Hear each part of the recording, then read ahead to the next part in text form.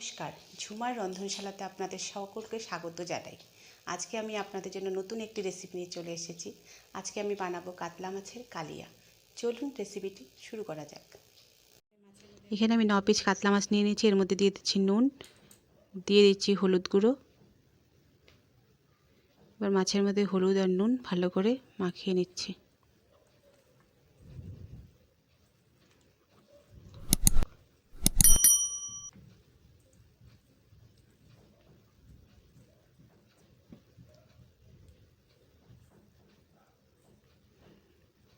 ভালো করে নুন হলুদ আমার মাখানো হয়ে গেছে। প্যান গরম করতে বসিয়ে দিয়েছিলাম, প্যানটা গরম হয়ে গেছে। এবার এর মধ্যে দিয়ে দিচ্ছি তেল। তেলটা ভালো করে গরম করে নেব। তেলটা ভালো গরম হয়ে গেছে। এবার এর মধ্যে মাছের পিসগুলো আমি দিয়ে দিচ্ছি।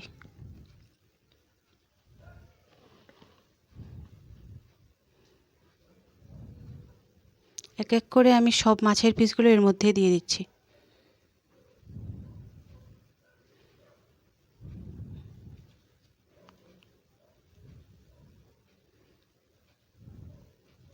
আমি মাছগুলোকে মিডিয়াম আঁচে ভেজে নেব।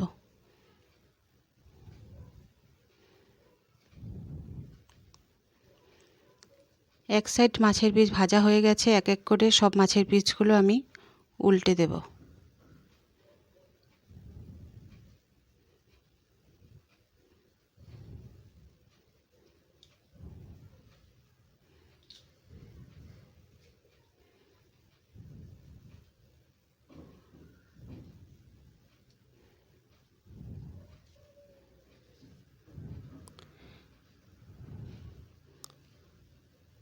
মাছের পিসগুলো উল্টে দিয়ে আরেক সাইডও ভালো করে আমি ভেজে নেব।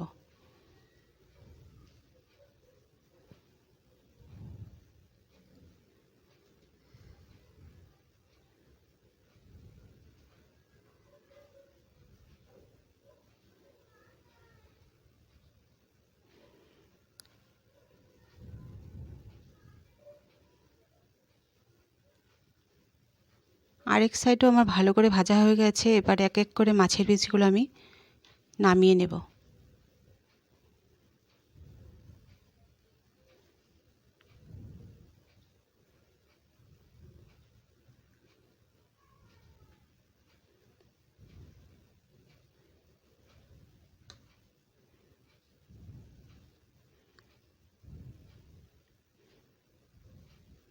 মাছে যে ভাজা তেলটা ছিল এর মধ্যে আমি দিয়ে দিচ্ছি গোটা জিরে, গোটা মৌরি, দিয়ে দিচ্ছি 2-3টে গোটা এলাচ, দিয়ে দিচ্ছি 2টো শুকনো লঙ্কা।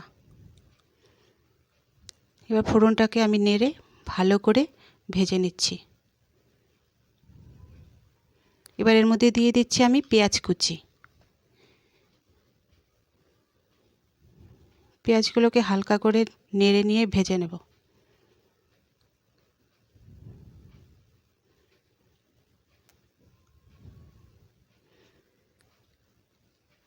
এবার এর মধ্যে আমি দিয়ে দিচ্ছি পরিমাণ মতো নুন।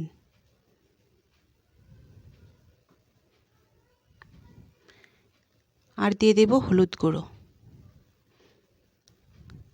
এবার নুন হলুদটাকে পেঁয়াজের সাথে ভালো করে মিশিয়ে নিচ্ছি।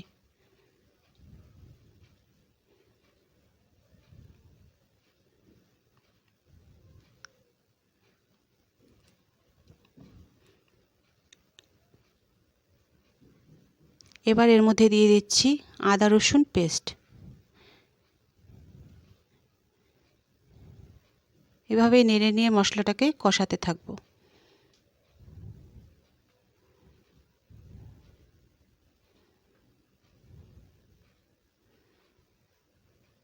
এবার এর মধ্যে দিয়ে দিচ্ছি লঙ্কা পেস্ট। আমি এখানে 5-6টা লঙ্কা পেস্ট করে নিয়েছিলাম। আপনার যে যেরকম ঝাল খেতে পছন্দ করেন সেই অনুযায়ী ঝাল দিয়ে দেবেন।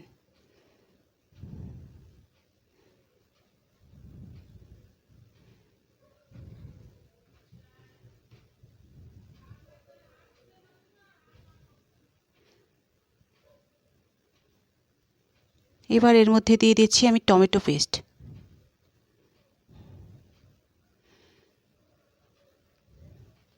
এভাবে টমেটো পেস্টগুলো আমি মশলার সাথে ভালো করে কষাতে থাকবো মিনিট 5। মশলাগুলো ভালো করে কষানো হয়ে গেছে। এবার এর মধ্যে দিয়ে দিচ্ছি ফ্যাটানো টক দই।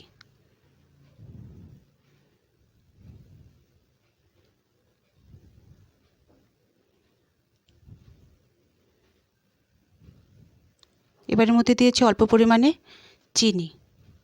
আপনার চাইলে এর মধ্যে মিষ্টি দইও ব্যবহার করতে পারেন।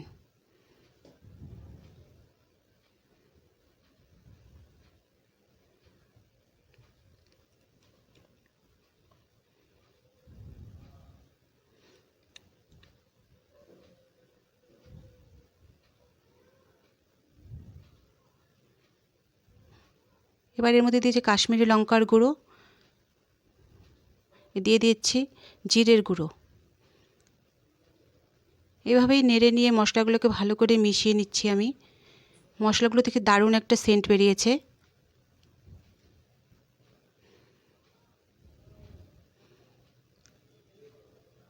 এভাবে আমি কিছুক্ষণ আরও কষাতে থাকবো।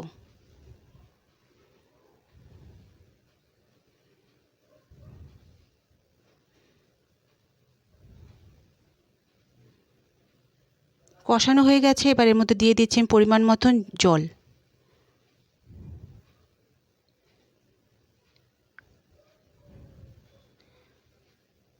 এবার গ্রেভিটাকে আমি 10 মিনিটের মতো ফুটিয়ে নেব।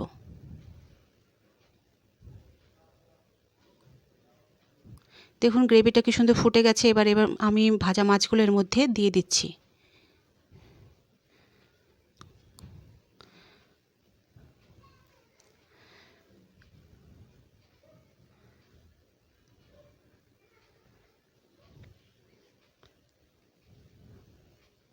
আমার ভাজা মাছগুলো সবকটা দেওয়া হয়ে গেছে। এবার মিনিট 10 আরও ফুটিয়ে নেব।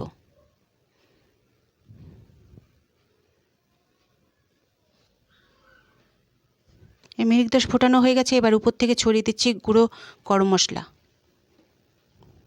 এভাবেই আমার তৈরি হয়ে যাচ্ছে কাতলা মাছের কালিয়া। এবার আমি এটাকে নামিয়ে নেব। আপনারাও এবার চট করে বাড়িতে বানিয়ে ফেলুন। আপনাদের যদি ভিডিওটি ভালো লেগে থাকে অবশ্যই লাইক করবেন, শেয়ার করবেন। এভাবে নিত্য নতুন রেসিপি পেতে গেলে অবশ্যই চ্যানেলটিকে সাবস্ক্রাইব করবেন। Thanks for watching.